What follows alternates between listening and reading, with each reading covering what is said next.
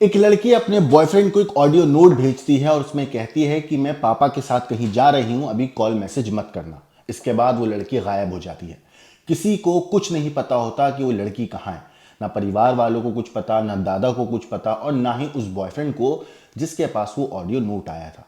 हर कोई उस लड़की को ढूंढ रहा था। पिता ने तो गुमशुदगी की रिपोर्ट भी थाने में दर्ज करा दी थी, लेकिन वही ऑडियो नोट जो आखिरी बार उस लड़की ने भेजा था और पिता के द्वारा दर्ज कराई गई गुमशुदगी की रिपोर्ट ही इस केस को सॉल्व करने की सबसे बड़ी कड़ी साबित हुई। दरअसल जिस लड़की की गुमशुदगी की रिपोर्ट पिता ने दर्ज कराई थी, उस लड़की का कत्ल खुद उस पिता ने कर दिया था, और अपने आप को बचाने के लिए और दुनिया के सामने सच को छिपाने के लिए पिता ने गुमशुदगी की रिपोर्ट दर्ज कराई थी। अब इस केस के बारे में अगर मैं आपको तफसील से बताऊं तो ये पूरा मामला है लखनऊ के थाना चिन्हट इलाके का, जहां पर एक पिता ने अपनी नाबालिग बेटी की गला घोंटकर हत्या करी और उसके बाद उसकी पहचान को छिपाने के लिए चेहरे पर तेजाब भी डाला, और फिर उसके बाद बड़े आराम से हत्या को अंजाम देने के बाद वो वापस घर भी आ जाता है और फिर घर आने के बाद बेटी की गुमशुदगी की एक रिपोर्ट भी दर्ज करा देता है। रिपोर्ट जब दर्ज होती है तो पुलिस को तक खबर पहुंच ही चुकी थी कि एक लड़की है जो गायब है। पुलिस अपनी जो प्रोसीजर होता है इसको फॉलो करते हुए लड़की को तलाशते हुए उस लड़की के घर पहुंचती है। तफ्तीश के दौरान लड़की के दादा मिलते हैं, उनसे पूछताछ होती है तो पता चलता है कि वो भी यूपी पुलिस के एक अफसर थे, अधिकारी इंस्पेक्टर थे, और अब वो रिटायर हो चुके हैं। लेकिन वो कहीं ना कहीं एक इशारा करते हैं कि उन्हें पता है कि उनके बेटे को इस पूरे मामले में कोई ना कोई जानकारी जरूर है कि उनकी पोती गायब कैसे हुई है। पुलिस को शक तो होता है, लेकिन उस टाइम पे उतना वो ध्यान नहीं देते। आस पड़ोस के लोगों से भी पूछताछ हो रही होती है इतने में। फिर जो पिता थे, जो जो शख्स हैं जिसने अपनी बेटी की हत्या की है, उसके खिलाफ कंप्लेन दर्ज कराने के लिए, यानी कि लड़की के जो दादा हैं वो वकील के साथ थाने पहुंचते हैं और थाने पहुंचकर दादा ये बोलते हैं कि इस पूरे मामले में उनके बेटे को कुछ ना कुछ पता है और कुछ कुछ चीज है जो वो छुपा रहा है, और वो ये कंप्लेन, एक शिकायत पुलिस में दर्ज कराते हैं। इसके बाद पुलिस जो है हरकत में आती है, उनको भी शक होता है। शक होने के बाद पुलिस अपनी जो जांच है वो तेज करती है, आस पड़ोस के लोगों से पूछताछ होती है। पुलिस पूछताछ में पता चलता है कि जो लड़की थी ये पिछले साल एक लड़के के साथ घर से भाग गई थी। अब पुलिस को जब ये जानकारी मिलती है तो पुलिस को लगता है कि कहीं ये लड़की दोबारा उस लड़के के साथ नहीं भाग गई। पुलिस अपनी तफ्तीश करते हुए एक नॉर्मल जो प्रोसीजर होता है उसे फॉलो करते हुए उस लड़के तक पहुंचती है। अब जब उस लड़के से पूछताछ होती है तो वो बोलता है कि आखिरी बार मेरे पास एक ऑडियो मैसेज आया था और उसने बोला था कि वो पापा के साथ कहीं जा रही है, अभी कॉल मैसेज मत करना। ये बात सुनती है पुलिस और फिर वो ऑडियो मैसेज सुनती है तो वाकई उस लड़के की बात सच साबित होती है। पुलिस को अब कहीं ना कहीं शक होता है, क्योंकि दादा पहले ही एक शक की सुई अपने बेटे की तरफ कर चुके थे। इसके बाद पुलिस जो है उस आरोपी की तलाश में जुट जाती है जो उस लड़की का पिता था। इस पूरे मामले पे जो डीसीपी हैं डॉक्टर दीक्षा शर्मा, उन्होंने बताया है कि आरोपी विजय कुमार चौबे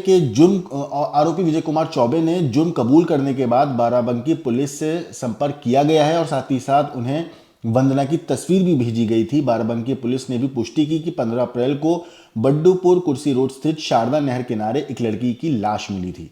लाश की पहचान कराने की कोशिश की गई थी, लेकिन उस वक्त सफलता नहीं मिली थी क्योंकि उसके चेहरे पर तेजाब से उसके चेहरे को जला दिया गया था। इसके बाद 3 दिन तक इंतजार करने के बाद अज्ञात में उसका पोस्टमार्टम कराया गया और अंतिम संस्कार लड़की का कर दिया गया था। डॉक्टर दीक्षा शर्मा ने यह भी बताया, जो डीसीपी हैं, कि अब चिन्हाट थाना पुलिस बाराबंकी पुलिस से पोस्टमार्टम रिपोर्ट और बाकी सबूत लेकर आगे की कानूनी कार्रवाई करेगी। ये तो हुई प्रोसीजर जो पुलिस अब फॉलो करेगी, क्योंकि जहां इसने अपनी बेटी की हत्या करने के बाद लाश को फेंका था वहां पर इसने अपनी बेटी का चेहरा और उसकी पहचान छिपाने के लिए उसके मुंह पर तेजाब भी डाल दिया था ताकि कोई पहचान न सके। पुलिस ने पहले तो काफी कोशिश करी उसकी पहचान करने की, लेकिन जब नहीं हो पाई तो पुलिस ने एक जो प्रोसीजर होता है उनका, अज्ञात में उसका पोस्टमार्टम कराया गया ताकि मौत की वजह पता चल सके, और फिर उसके बाद उसकी लाश का अंतिम संस्कार कर दिया था। इस पूरे मामले पे पुलिस ने भी आरोपी की जो है उसको गोंडा से गिरफ्तार किया। पूछताछ में जो लड़की का पिता है जिसका नाम है विजय कुमार चौबे, जब उससे पूछताछ हुई तो विजय कुमार चौबे ने बताया कि उसने अपना जुर्म तो कबूल कर लिया और उसने बताया कि बेटी के कथित संबंधों से वो नाराज था और इसी वजह से उसने हत्या की साजिश को रचा था।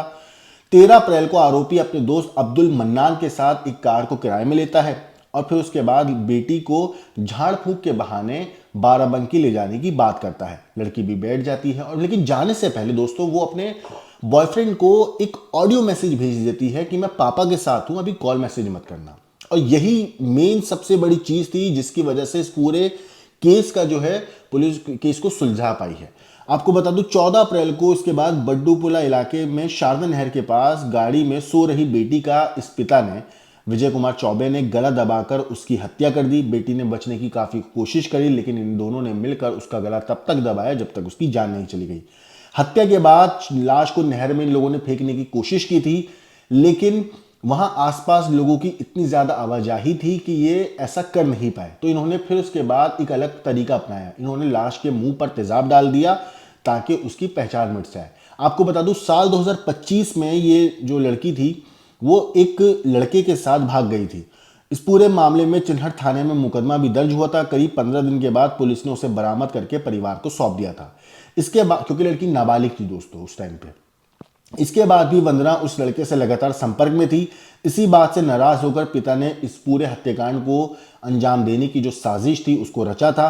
13 अप्रैल को विजय कुमार ने अपने अब दोस्त अब्दुल मन्नान के साथ मिलकर एक किराए की गाड़ी ली, बेटी को झाड़ फूक के बहाने अपने साथ बाराबंकी ले गया और रास्ते में रात को एक ढाबे पर रोका। अगले दिन 14 अप्रैल को वो कार से वंदना को लेकर बाराबंकी के बड्डूपुर इलाके में शारदा नहर कुर्सी रोड के पास पहुंचा। कार में सो रही बेटी का गला दबाया और उसकी हत्या कर दी। वंदना ने जब विरोध किया लेकिन इन लोगों ने रुके नहीं। इन लोगों ने तब तक गला दबाया जब तक उसकी जान नहीं चली गई। आपको बता दूं विजय कुमार और उसके दोस्त मन्नान ने उसका गला दबाने के बाद लाश को ठिकाने लगाने की उस वक्त नहर में कोशिश की थी लेकिन कर नहीं पाए थे। हत्या के बाद इन लोगों ने आसपास लोगों की आवाजाही देखी जिस वजह से डर गए और लाश को ठिकाने नहीं लगा पाए नहर में। तब जाकर इन्होंने लाश के चेहरे पर तेजाब डाला ताकि वो उसकी जो पहचान है वो छिप जाए और लाश को सड़क किनारे फेंक कर वहां से फरार हो गए। और जो पिता था वापस अपने घर लखनऊ आ जाता है और यहां आने के बाद ये पुलिस में गुमशुदगी की रिपोर्ट दर्ज कराता है बेटी की। इस तरीके से जो केस था पुलिस तक पहुंचा था और पुलिस ने सबसे पहले गुमशुदगी का ही एंगल लेकर चल रही थी और उसी तरीके से पुलिस ने जो प्रोसीजर होता है उसे फॉलो करते हुए लड़की के घर पहुंची थी। लेकिन दादा का शक और वो ऑडियो नोट जो उसने अपने बॉयफ्रेंड को लास्ट टाइम भेजा था, आस पड़ोस के लोगों से पूछता जो आखिरी बार लड़की को पिता के साथ देखा था, ये सारी चीजें जब पुलिस को पता चली तो पुलिस को यकीन हो गया कि कहीं ना कहीं इस पूरे मामले में विजय कुमार को सब कुछ पता है और वो छिपा रहा है। जब उससे तफ्तीश हुई, उससे पूछताछ हुई और सख्ती से पूछताछ हुई तो उसने अपना जुर्म कबूल कर लिया और उसने बताया किस तरीके से इस पूरे हत्याकांड को उसने अंजाम दिया था। फिलहाल ये पिता पुलिस की गिरफ्त में है और अपने किए हुए गुनाह की सजा काटने की तैयारी कर रहा है। इस पूरी चीज के ऊपर आपकी जो कुछ राय है कमेंट करके जरूर बताइएगा। लेकिन देश और दुनिया की बाकी क्राइम की खबरों के लिए देखते रहिए क्राइम टाइम।